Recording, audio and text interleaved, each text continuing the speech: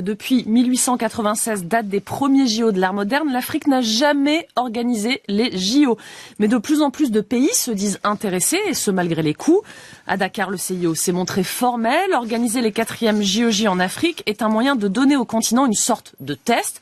On écoute Christophe Duby, directeur exécutif du CIO. C'est immensément symbolique parce que le continent africain a produit au fil du temps des athlètes absolument iconiques. Vous avez organiser des compétitions exceptionnelles, la Coupe du Monde de foot, des événements continentaux, des championnats du monde, mais c'est la première fois qu'on a un événement labellisé olympique, et ça, c'est un pas, c'est une étape.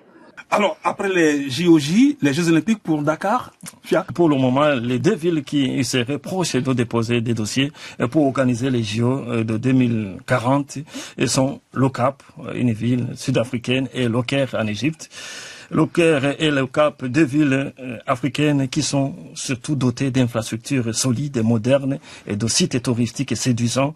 Deux atouts majeurs donc pour l'organisation d'événements sportifs de grande ampleur. Des villes qu'on peut aussi vendre, qui font un peu carte postale entre guillemets. On l'a vu avec Paris, qui a vraiment joué le côté hyper touristique, la Tour Eiffel et compagnie. Des villes qui donnent de la visibilité. Exactement. Et c'est vrai que on pense quand même que ça sera sans doute une grande ville, une mégapole, une ville, on va dire, qui peut aussi attirer des sponsors, qui peut attirer des touristes étrangers. Ça sera sans doute une ville comme ça qui sera choisie.